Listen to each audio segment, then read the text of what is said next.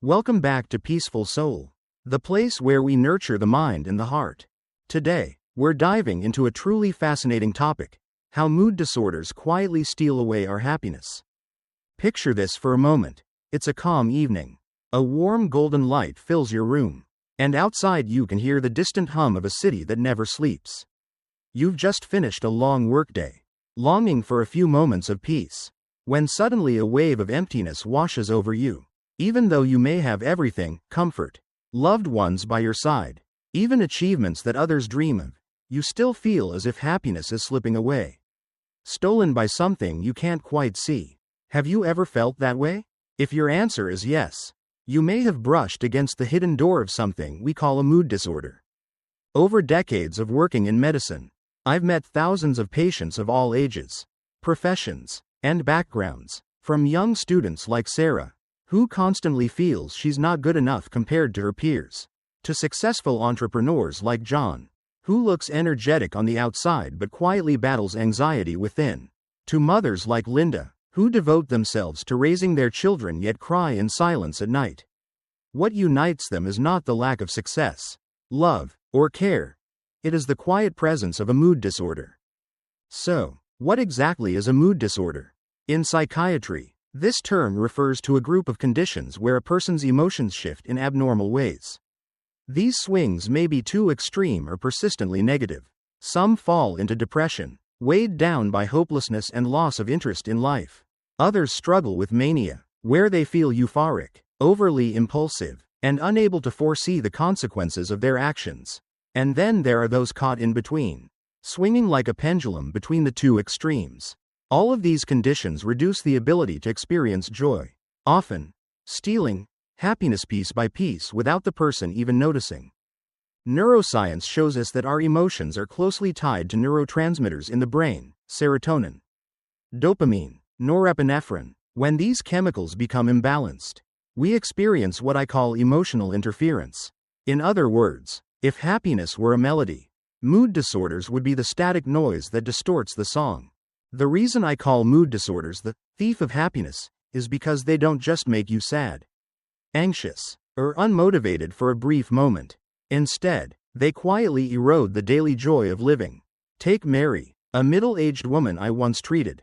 She had a loving family, well-behaved kids, a caring husband, and a stable job, yet she admitted to me that each morning, instead of waking up with gratitude or energy, she simply wanted to crawl back under the covers and shut the world out. She looked me in the eye and said, "Doctor, I have everything, but I don't feel happy. It's as if someone stole it from me." That sentence haunted me for years, because it shows how mood disorders can strike anyone, even those who, on paper, appear to be living the perfect life. What makes mood disorders especially dangerous is their subtlety. Many people assume they only occur when the signs are obvious: endless crying, chronic insomnia, or extreme behaviors. But in reality, most patients begin with faint signals. Things no longer feel meaningful. Hobbies once loved seem boring, or fatigue lingers without a clear cause. It's this quiet erosion that steals happiness bit by bit, often going unnoticed until it feels too late. From a medical perspective, mood disorders include depression, bipolar disorder, dysthymia, mild but chronic depression, cyclothymia, mild cyclical mood swings, and other mixed emotional states. Yet in daily life, these don't appear as neat textbook definitions. Instead, they intertwine with personality, habits, and environment. That's why the most important step isn't labeling the disorder perfectly, but learning to recognize when your emotions shift abnormally. David's story makes this clear. He was a 32-year-old software engineer who came to me well-dressed, neat, but speaking in a flat, lifeless tone. He said he often felt like he was living in a fog, going through the motions at work, then coming home with no desire to talk to anyone. He didn't think he was sick, after all. He still did his job and met his responsibilities. He just didn't feel joy anymore. But psychological assessments revealed that he was experiencing moderate depression. For years, mood disorder had silently stolen his happiness, leaving him with a dull replica of what life used to be. When I asked David if he remembered the last time he truly felt happy, he went quiet for a long time. Finally, he said, Maybe back in college, when I used to play guitar with my friends in the dorm. That answer struck me deeply, because it showed not only the distance between past and present but also how mood disorders can rob us of even the memory of joy, turning it into something rare and unreachable. We often believe happiness comes from circumstances, money, love, a good career, but in reality, happiness is produced by the brain when it functions in balance. And when that balance is disrupted, you may have everything and still feel empty. That's why mood disorders are truly the silent thieves of happiness. The science behind the brain and why emotional disorders steal our happiness.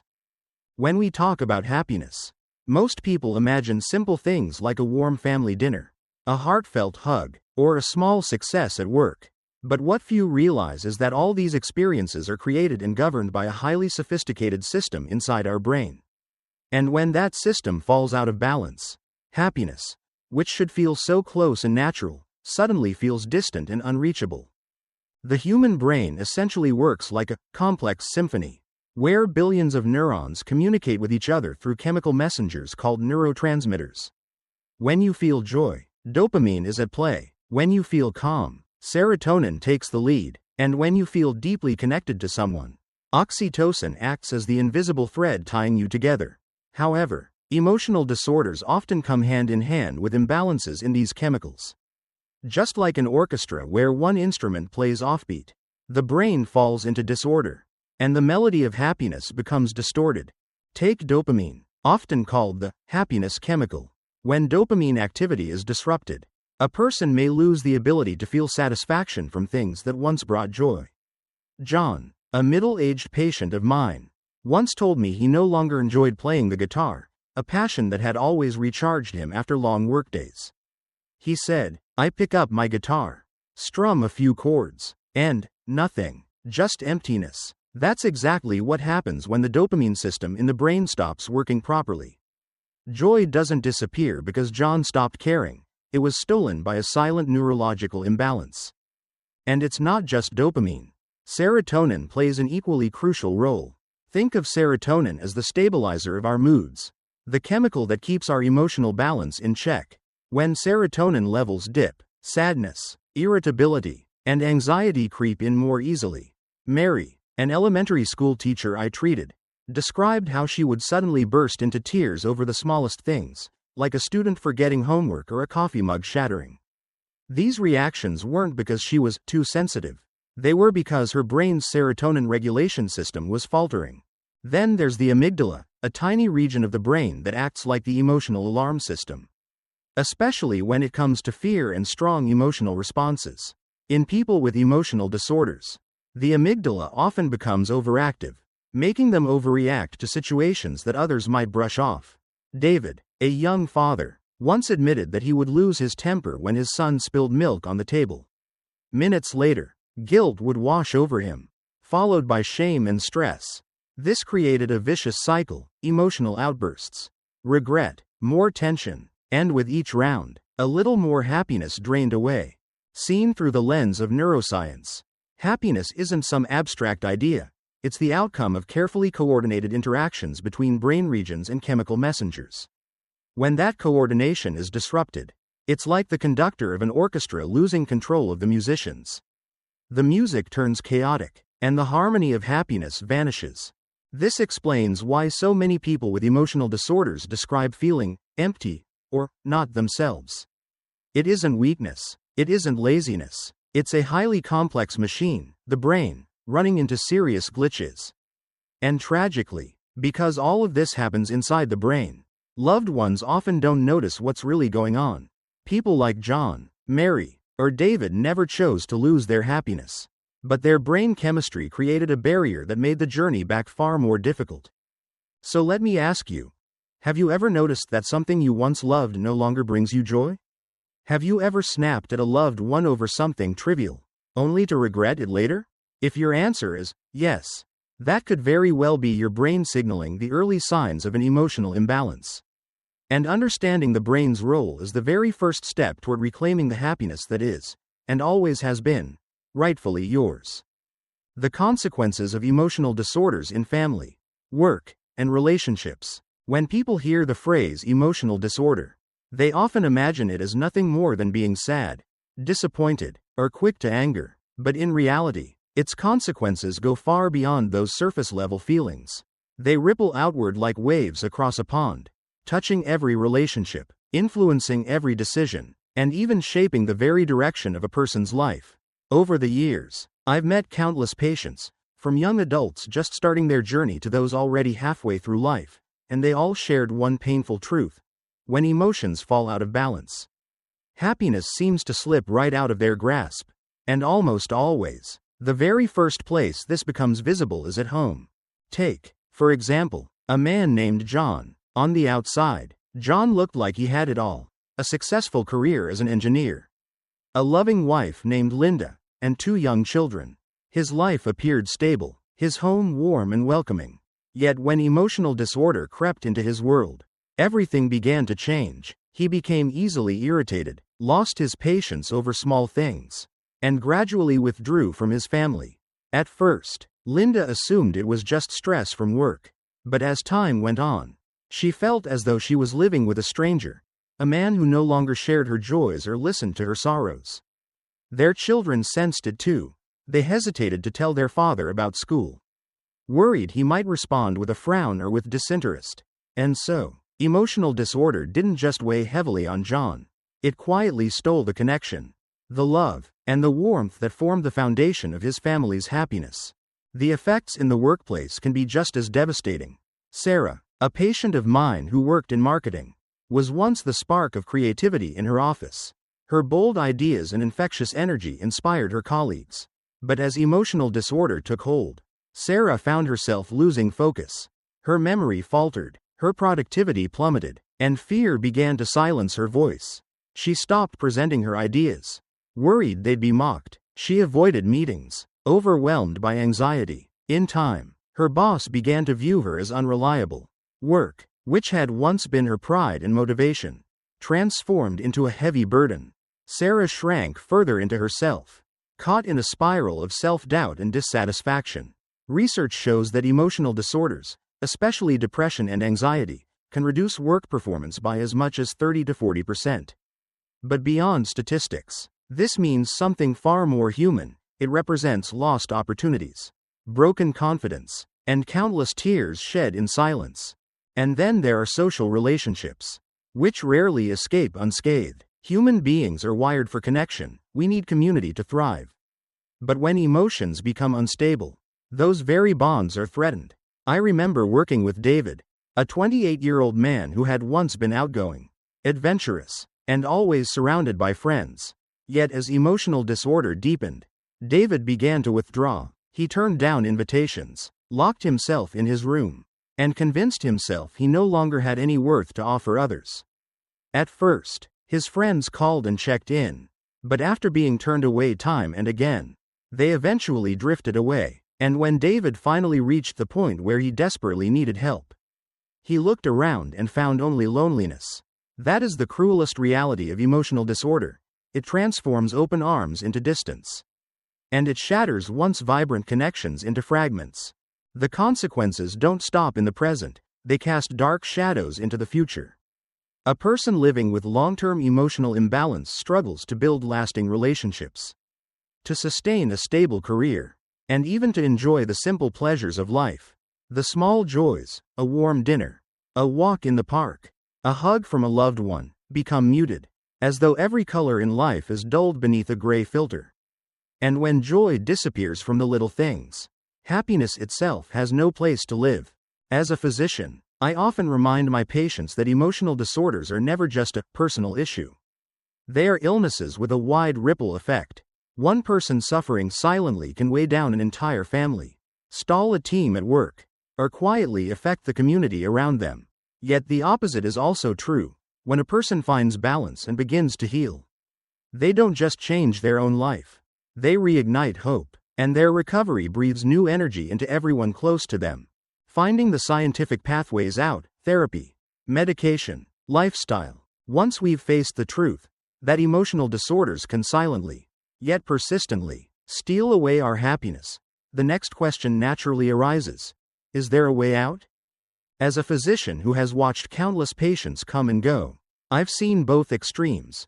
Those who fell into the depths of despair. And those who rose again, discovering light on the other side. And I can say with certainty, yes, there is a way forward. It's not an easy road, but it is absolutely possible. And once you begin, you'll realize that happiness never truly disappeared, it was only hidden, waiting for you to uncover it again. The first thing to understand is that modern science has proven something remarkable. The brain can be reprogrammed. We call this neuroplasticity. The brain isn't a rigid block, it's more like a garden, where neurons are the seeds. With the right water, sunlight, and care, new pathways can grow, replacing the old ones that have hardened under stress and negativity.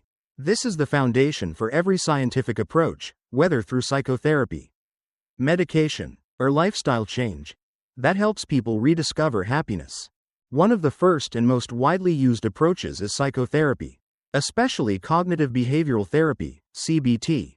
I remember a patient named Sarah, a woman in her 40s who came to me after a painful divorce.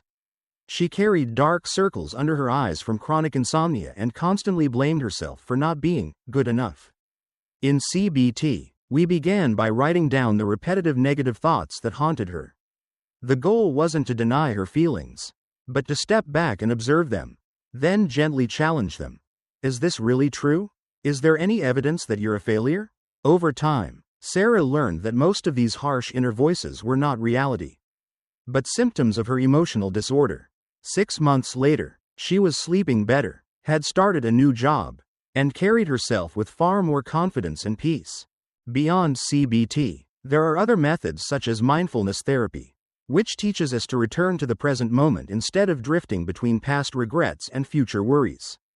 I recall working with David, a businessman constantly trapped in stress, his heart racing, mind ready to explode. We began with just 10 minutes a day, sitting upright, eyes closed, focusing only on his breath.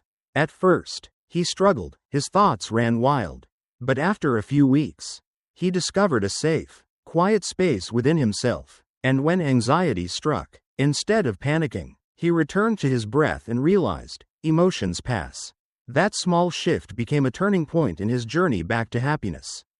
Of course, psychotherapy is only one part of the picture. Medication also plays an important role. Many people fear medication, worried it might change who they are or make them dependent. But in reality, medication isn't a golden key, nor is it a chain. It's more like a walking stick, something that steadies you until your legs are strong enough on their own. For example, SSRIs, selective serotonin reuptake inhibitors, help rebalance serotonin levels, which are often disrupted in people with emotional disorders.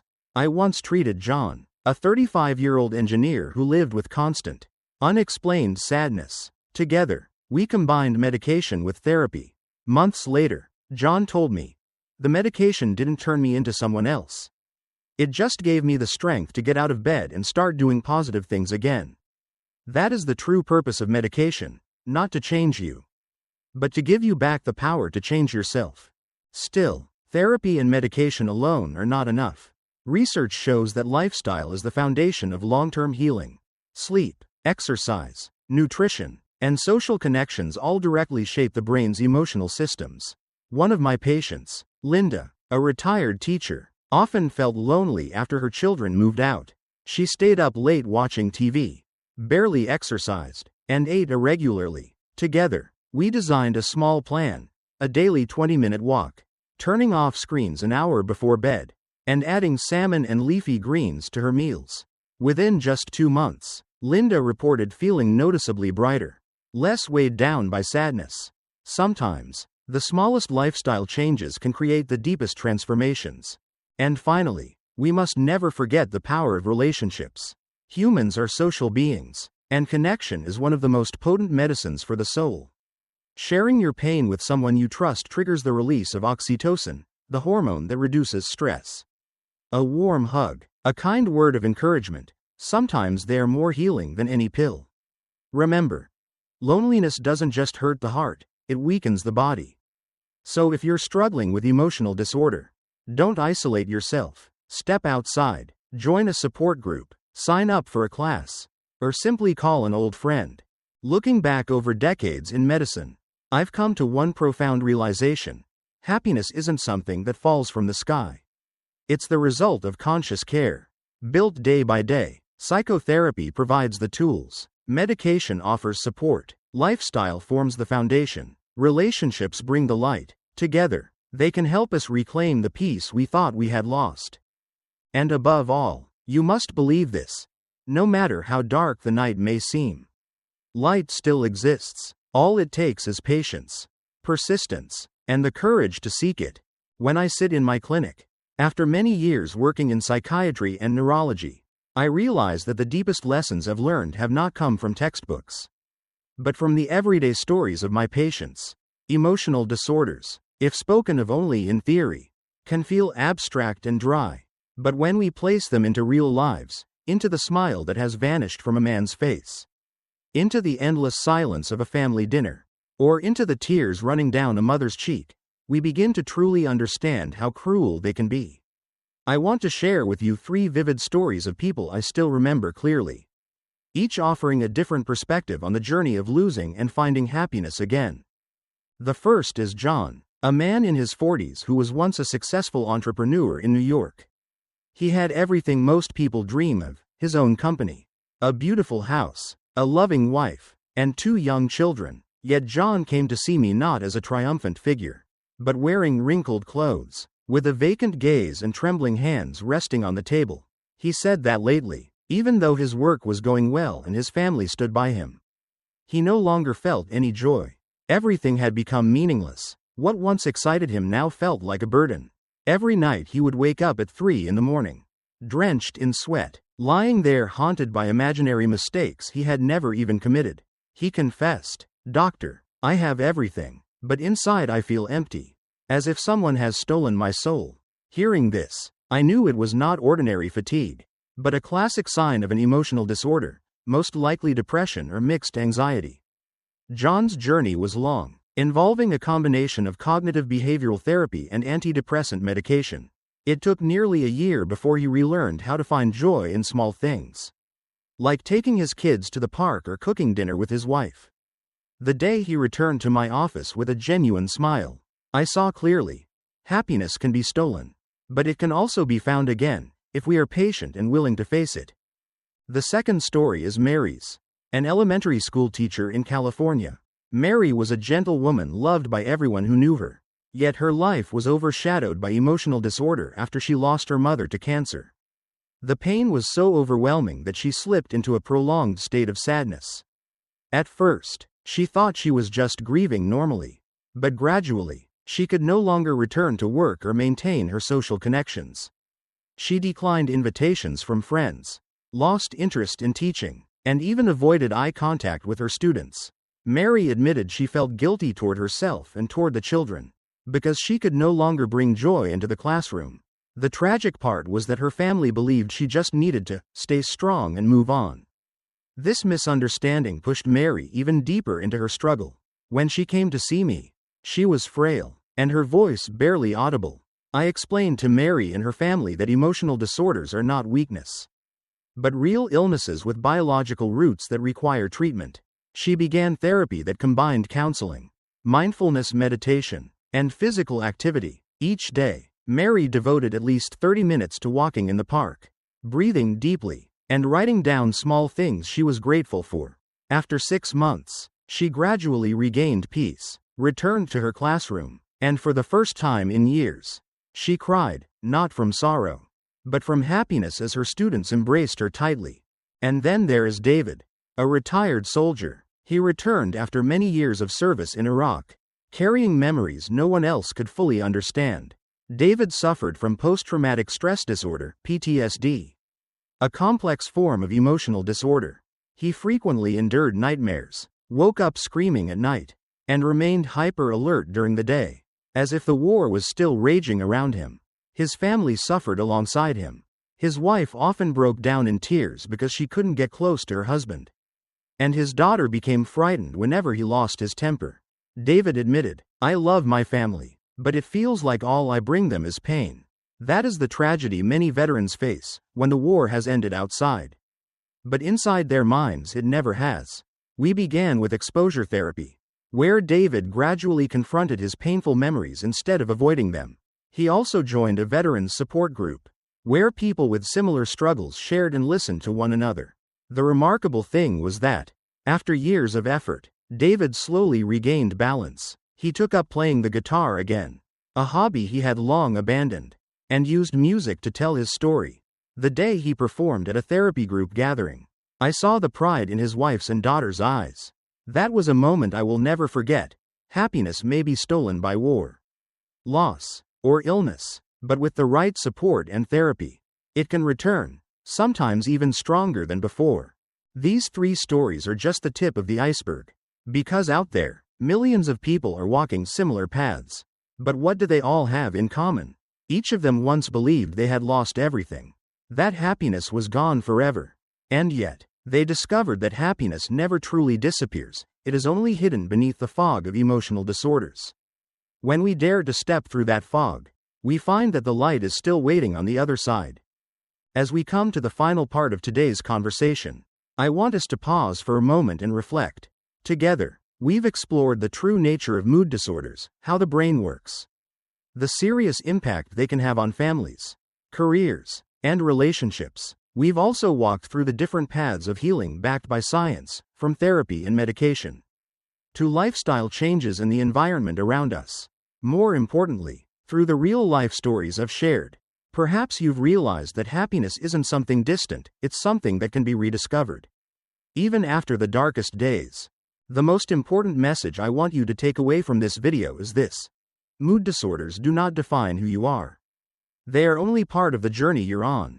Just as the sky can be stormy one moment and bright again the next, our minds have the power to heal, to renew, and to find light once more. And the truth is, you are not alone. Millions of people out there are fighting the same battle, and millions have already overcome it. If they can do it, so can you. I'm reminded of one of my patients, Daniel. He once told me that he felt like an invisible shadow in his own family. But after a long journey of treatment, learning to open up, learning to love himself, he broke down in tears during our final session and said, "Doctor, I never thought I could feel this peaceful." Those words weren't just for him, they were for everyone who feels exhausted, everyone who believes they've lost their chance at happiness. I want to remind you, that chance is still there, right within your reach. The lesson we take from all of this is simple yet profound. Never ignore the signals from your mind. Never isolate yourself, and never feel ashamed to seek help. Mental health is just as important as physical health. You fully deserve to be cared for, to be healed, and to live a fulfilling life. Before we close, let me leave you with one final, inspiring message. Be patient with yourself. Treat yourself with kindness, because even in the darkest moments, the seed of happiness still lies within your soul, waiting to be nourished and to bloom. If you found value in this video, I'd be so grateful if you could hit the like button. Leave a comment to share your thoughts or personal story, because who knows? Your experience may become a source of encouragement for someone else. And don't forget to subscribe to Peaceful Soul, so we can continue this journey together, exploring mental health and finding happiness in the most natural, scientific, and compassionate way. Thank you for spending your time with me today, and I'll see you again in the next video.